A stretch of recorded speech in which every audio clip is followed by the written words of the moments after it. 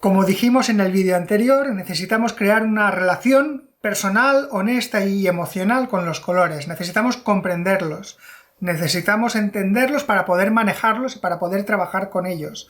No desde la parte puramente conceptual, sino también desde la parte más personal, ¿no? No digo abandonar la razón, evidentemente no, pero sí hay que trabajar con las emociones. En ese sentido, yo me planteo los colores como si fueran personas y busco en ellos sus diferentes personalidades. Y lo que quiero hacer hoy es explicarte cada uno de ellos, cómo lo veo yo, quiénes son para mí los colores. Y vamos a empezar con el más poderoso de los colores, el rojo. El rojo es, sin duda, el que más puede aportarnos desde el punto de vista expresivo.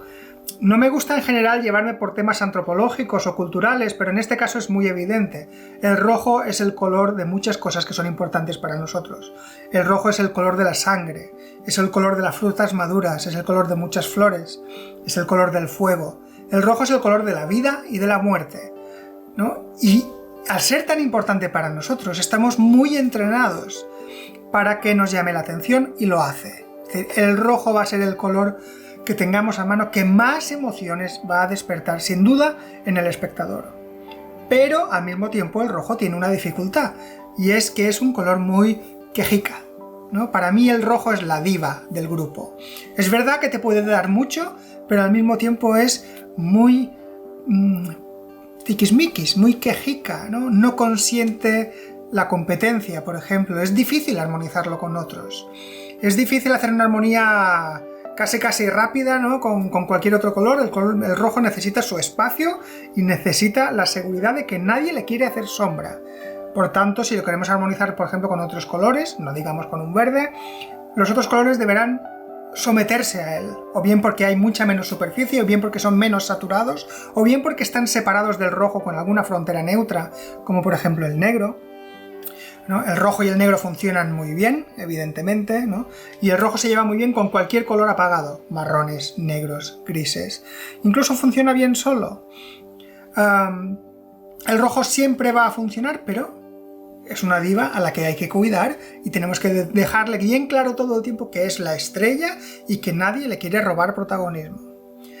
Si quisiéramos usar el rojo en pequeñas cantidades también lo podemos hacer, pero va a crearnos problemas y para eso vamos a encontrar una solución casi mejor, pero ya lo comentaremos más tarde. El color el rojo es un color que cuesta que parezca transparente, se puede, vamos a hablar más tarde de colores que son muy profundos o que son muy transparentes, ¿no?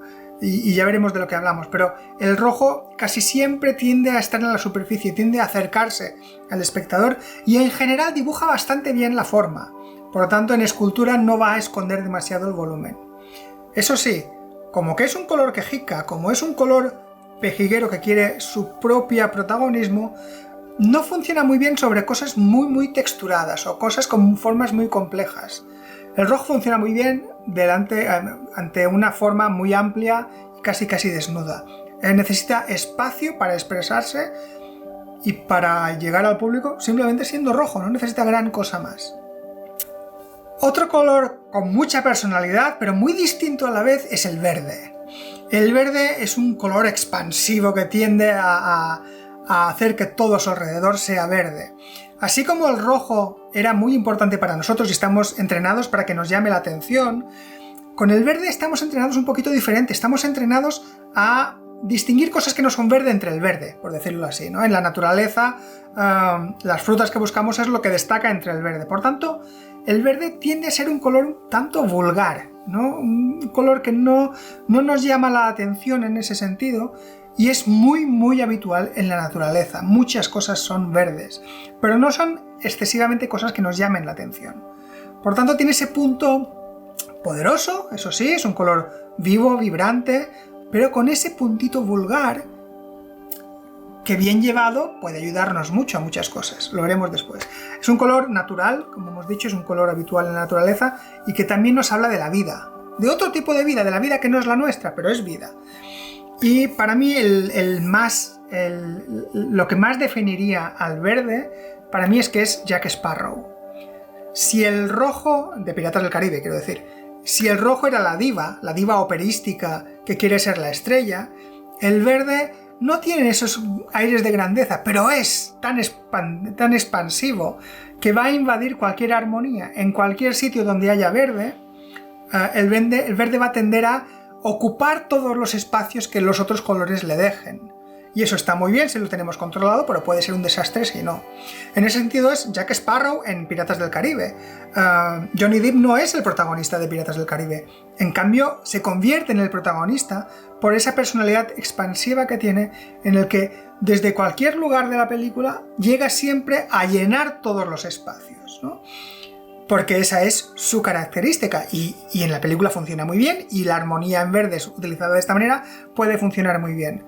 Pero si no es lo que quieres, es un problema, porque estás dándole... O sea, el espectador va a percibir una atención excesiva en algo que tú no querías dársela. Por lo tanto, hay que ir con cuidado con el verde en ese sentido. Los pintores tienen una expresión que a mí me hace gracia, que dicen que el verde verdea. Y eso es así, es decir, y no todos los colores lo hacen. El azul no azulea, por ejemplo. El azul no tiende a invadir las otras zonas de color. En cambio, el verde sí. Por eso, con el verde hay que ir con mucho cuidado. Es el color que yo uso con más mesura. En el sentido de que es el color que uso con menos saturación, por ejemplo. Siempre lo utilizo unas versiones de verde más apagadas, mucho más suavizadas. Y yendo con cuidado para que no sea un verde nunca demasiado chillón, ni que desborde su espacio natural, por decirlo así. Uno de los colores que más me sorprendió conocer es el azul. Yo siempre creía que el color azul era un color regio, un color noble, ¿no? Y cuando trabajas con él y cuando te acercas a él, te das cuenta de que en realidad es un color bastante vulgar. Si nos damos cuenta, es muy abundante en la naturaleza. El cielo suele ser azul, el mar es azul. No es que haya muchas cosas azules en la naturaleza, pero cuando las hay, ocupan mucho espacio, son muy grandes. Más o menos la mitad de nuestro campo visual es cielo, y el cielo es azul. Por lo tanto, estamos muy acostumbrados a él. No nos llama excesivamente la atención, ¿no? Por tanto, no es un color elevado, como podría ser el rojo, no es un color que llame nuestra atención. Pero tiene una cualidad que para mí lo hace muy especial, y yo creo que es el más generoso de los colores. Es un color que no va a llamar la atención en general, pero es muy capaz de cumplir cualquier papel que le des. Lo utilizo muchas veces como base. En la escultura en la que utilizo para pintar muchas veces es azul. Y funciona, no tiene ningún problema, va a relegarse a ese segundo puesto de base en el que voy a colocar colores cálidos por encima, y él los va a soportar y va a darles la vidilla necesaria como para que mejoren, para que los colores cálidos sean aún más bonitos. Casi desapareciendo él. Es muy generoso en ese sentido. Es muy bueno para mezclas, es muy bueno para matizar colores, pero también tiene ese punto maravilloso en el que si lo necesitas, puedes pedirle que por favor te haga de estrella. Es un color que no va a tener tendencia a ocupar muchísimo espacio en la percepción del espectador, pero si tú le dices, a ver, es que quiero una armonía y no quiero utilizar el rojo, por ejemplo, o no quiero utilizar el verde, necesito que tú, azul, ocupes el papel de protagonista. Él, con mucha generosidad, va a decir, vale, pues lo haré, ¿no? Y es capaz de hacerlo en un entorno adecuado, en un entorno en donde haya, por ejemplo, especialmente funciona muy bien con pardos, con marrones, con colores terrosos oscuros. El azul entre ellos se va a mover con la magnificencia casi de un rojo. Pero si aparece otro color enseguida, por ejemplo, apareciera un ocre dorado, un naranja, alguna cosa de esas, volverá otra vez a su segundo plano. Es como estos actores que es capaz de decir un par de frases geniales y llevarse toda la atención de todos los espectadores, pero después retirarse para que otro ocupe el lugar central. Si fuera una persona, si fuera uno de mis alumnos, sería mi alumno favorito en ese sentido, porque es el más versátil y el que más te puede dar a la vez con la máxima generosidad. Es un color muy profundo, no suele dibujar bien las formas. El azul tiene la sensación de siempre de que detrás de la superficie hay más cosas, ¿no? Es como si fuera el mar, ¿no? Que vemos la superficie azul del mar, pero hay más cosas detrás. Por tanto, no acaba de dibujar muy bien la superficie de la escultura. Y si hacemos una escultura completamente en azul, los volúmenes se van a perder bastante en ese sentido. Pero bueno, le van a aportar también otros aspectos muy buenos, ¿eh? No hay ningún problema con eso. Es decir, yo admiro el azul. Yo, como persona, yo quisiera ser azul. Después existe ese color que está entre el azul y el verde, que muchos no sabemos ni nombrar, que es el turquesa, ¿no? El turquesa no es un color en sí, diríamos, en la teoría del color, en el círculo cromático no ocupa ninguno de los lugares predominantes del círculo, pero es ese color que está justo entre el azul y el verde, y tiene entidad por sí mismo, cosa que, por ejemplo, no pasará con otras mezclas de colores. Entre el rojo y el naranja no hay nada, es decir, es el rojo o es naranja, y el rojo será rojo durante mucho tiempo hasta llegar al naranja. En cambio, el azul, al ser tan generoso, enseguida que empieza a tener demasiado verde, va a dejar paso a un nuevo color, y ese color es maravilloso. Es el punto medio entre la generosidad y la nobleza de carácter del azul y la vida, ¿cómo lo llamaríamos esto? La expresividad, la extroversión total del verde, ¿no? Y llegan a un punto genial. Para mí es el color que junta las cosas buenas de ambos colores, ¿no? Sin los defectos de ambos. No es un color para nada vulgar, es un color que tiene una gran nobleza, ¿no? Y combina muy bien, por ejemplo, con el oro, con metales preciosos, con este tipo de metales amarillos, anaranjados, este tipo de cosas. Es una maravilla. Y después es un color que sorprendentemente dibuja muy bien la forma. Ni el azul ni el verde son muy buenos mostrando la forma que hay debajo. En cambio, el turquesa es maravilloso. Especialmente un turquesa mate, un turquesa bien homogéneo, es una maravilla, es casi mejor que el gris, ¿no? Digo el gris porque se suele utilizar el gris para conseguir una superficie neutra que enseñe muy bien la forma, ¿no? Pues a mí casi me gusta más el turquesa en ese sentido. Y nada, es uno de mis colores favoritos y creo que merece su esencia propia, aunque no debería estar aquí en la rueda, ¿no? Dentro de la lista de colores primarios y secundarios, ¿no? Para mí el turquesa se ha ganado su sitio por pleno derecho como un color independiente y con una esencia estupenda. Si veis mi obra, si veis mi Instagram, por ejemplo, veréis muchísimo turquesa. Es un color que uso mucho porque confío muchísimo en él y sé que me da siempre buen resultado. Ahora un color misterioso, es el color amarillo. El amarillo va aparte de cualquier otro, ¿no? Para empezar, es un color que yo creo que es muy tímido. Tiene la característica de que no existe el amarillo oscuro. El amarillo, en cuanto lo oscurecemos, pasa a ser marrón, que tiene otra esencia, no tiene nada que ver con el amarillo. No lo identificamos como un amarillo oscuro, desaparece, simplemente no existe. Es un color que solo existe en los tonos claros y es muy tímido. No le gusta para nada, no es para nada como el rojo, no le gusta ser el protagonista. De hecho, si tú tienes un amarillo y al lado le pones un verde, ese amarillo se va a transformar en un verde casi. Va a tomar la personalidad del color que tenga al lado. Y puedes hacer la prueba, si pones un amarillo y le pintas una línea verde alrededor, ese amarillo va a ser un amarillo verdoso. Si ese mismo amarillo le pones una línea naranja, va a ser un amarillo muy cálido, un amarillo anaranjado, porque se deja influenciar mucho por la gente que tiene al lado. Renuncia bastante fácilmente a lo que es, ¿no? Porque deja arrastrarse por los demás muy fácilmente. Para mí es el tímido de la clase, el más apocado. Eso no quiere decir que no tenga valor. De hecho, el amarillo es tiene unas posibilidades muy amplias, porque se le suele utilizar, por ejemplo, para carteles en donde quieras dar la imagen de que es algo barato, ¿no? En unas ofertas, las ofertas se suelen poner muchas veces en letras negras sobre fondo amarillo, muchísimas veces, porque nos da esa sensación de que es algo, venga, va, ya, esto lo puedes sacar, pero al mismo tiempo es el color del oro, un amarillo noble, es uno de los colores más bonitos y más nobles que haya. Lo que pasa es que para que consiga eso tienes que darle toda la confianza del mundo, necesitas darle muchísimo brillo, muchísimo contraste y ir con cuidado con lo que le pones al lado. Si lo cuidas bien, si le das confianza al amarillo, te puede dar maravillas. Combina muy bien con el negro, curiosamente, yo lo uso mucho con negro y suelo ir con cuidado con qué más lo mezclo.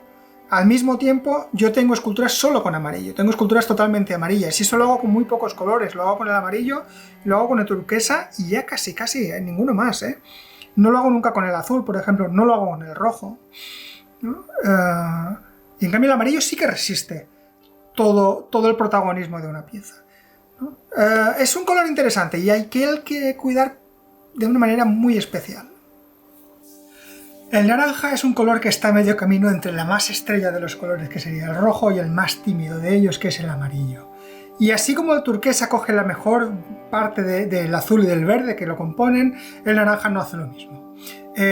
Para mí no tiene la potencia del rojo y sí que comparte varias de las debilidades del amarillo. Aún así es muy buen color para muchas cosas. Una de las cosas para lo que yo lo uso muchísimo es como sustituto del rojo. En armonías en donde predomine, por ejemplo, el turquesa, estas cosas que hago yo de turquesas que van transformándose hacia un marrón claro, imitación de piel o algo así, en las zonas en las que yo querría poner rojo, y sé que si pongo rojo ahí el rojo se va a quejar, lo que hago es poner el doble de luces del rojo, que es el naranja. Por ejemplo, los labios muchas veces en vez de poner rojo pongo naranja, alrededor de los ojos en vez de poner rojo pongo naranja. Vendría a ser el color cálido, el rojo sin las quejas del rojo, ¿no? Viene a hacer la función y funciona muy bien. La verdad es que es mucho menos exigente que el rojo en términos de protagonismo, pero sí que cumple muy bien su función de color muy cálido, ¿no? Centrando la atención en algunos puntos específicos. Y para eso, si te fijas, yo lo uso muchísimo. Es un color como el rojo que es cercano, puede dibujar bien la forma, pero no me gusta excesivamente como color para usar en superficies muy grandes. Creo que es un color mucho menos interesante que muchos otros. Para otra cosa que lo uso es para combinarlo con el turquesa o con el azul. La mezcla de complementarios que para mí funciona mejor es el azul con el naranja. Esa mezcla es fácil y muy bonita siempre, y si en vez de un azul utilizamos un turquesa o utilizamos unos azules y unos turquesas potenciados en puntos específicos con un naranja, la combinación es maravillosa, de verdad, o sea, me parece una preciosidad. Pero en sí no le veo la gracia, igual es porque aún no se la he descubierto, ¿eh? Vamos con los violetas, y sí, digo bien los violetas, no es el violeta. El violeta no tiene una entidad fuerte, y de hecho tenemos muchas palabras para referirnos a este tipo de colores, a la mezcla del rojo y el azul. Tenemos el púrpura, tenemos el violeta, tenemos el lila, hay muchos colores porque vemos que ese color va cambiando mucho, y yo creo que ese cambio viene por la influencia del rojo. El rojo es demasiado poderoso, que combinado con un color tan generoso como el azul, hace que el color resultante no sea algo con una personalidad suficiente. Va a depender de la cantidad de rojo que tenga. Va a ser más tirando a rojo o más tirando a azul. Y eso hace que sea un color diferente a los otros que hemos visto antes. Por eso tiene cierta parte de confusión, pero vamos a intentar encontrar qué tienen en común los violetas, lilas, púrpuras, todos estos colores. Para mí es el color... tienen un punto muy noble, son de una nobleza casi exótica, y son muy útiles cada vez que queramos dar a algo un aspecto de algo lejano, de algo exótico, pero noble, que viene de un sitio de categoría, digámoslo así, ¿no? Y lo suelo usar mucho en estos contextos. Cuando quiero que algo parezca elevado, suele tener elementos púrpuras o lilas o violáceos. Y después pues depende, porque puede ser tan generoso como el azul en muchos aspectos y funciona exactamente igual. Lo que he dicho antes de poner un fondo azul, a veces lo hago con un fondo violeta también, y el violeta se entrega simplemente a dar riqueza a los colores que yo le quiera aportar después y darles la vibración que necesitan para parecer aún mejores de lo que ya son. Eso lo hace perfectamente, y también puede tener esa presencia señorial que le da el rojo. Va a depender de la proporción que tenga en cada caso. De todas maneras, sí que va a depender también mucho, no es un color muy poderoso en ese sentido, y va a depender mucho de todos los colores que tenga alrededor. Los marrones, ocres, colores tierras en general, todas las tierras, en realidad son colores cálidos muy poco saturados, vendrían a ser rojos, naranjas y amarillos muy poco saturados. pero tienen su propio carácter, ¿no? Y voy a ponerlos todos en un grupo porque en realidad sí que comparten ciertas características. Y la primera de ellas es que son colores muy naturales. Son colores que vamos a usar siempre que queramos darle verdad a algo. Por ejemplo, cuando yo le pongo esa capa de óxido final a la pieza con los óxidos reales, lo que estoy haciendo es aportándole muchísima credibilidad a la pieza. Yo puedo jugar con todos los colores que yo quiera, pero si termino añadiéndoles esos marrones, y los óxidos no dejan de ser marrones en realidad, todo coge un aspecto como muchísimo más creíble, mucho más presente, un objeto real de nuestro mundo. Y eso es algo que las tierras consiguen. Aparte de que son colores muy generosos, en el sentido de que no exigen ningún tipo de protagonismo y le dan muchísima fuerza a todos los demás. Un fondo de tierras va a darle fuerza al rojo, al azul, a los verdes, a los violetas, a todos los colores van a ganar con un marrón al lado, siempre. Va a funcionar muy bien. Por tanto, aprovechemos estos colores, ¿no? Estos colores podemos usarlos muchísimo, yo los suelo usar casi siempre como base siempre, y después muchísimas otras veces. Viene a ser como el pan del pintor, como se decía antes, pues eso son las tierras en realidad. Y esta ha sido nuestra visita rápida por todos los colores. Espero que te haya parecido interesante. Repito, esto es mi visión. Tú tienes que construir tu visión y la mía yo la voy cambiando, la voy mejorando, le voy añadiendo cosas, voy pensando cosas nuevas, descubro cosas nuevas de los colores. Tiene que ser una cosa abierta y viva, evidentemente. Espero que puedas aplicarlo de alguna manera a tu trabajo. Si es así y te parece interesante, por favor, házmelo saber en los comentarios y en los mensajes. Y si te parece interesante, coméntale a alguien que existe este canal y que puede hacerse Patreon. Si te parece interesante, claro. Muchísimas gracias y nos vemos pronto.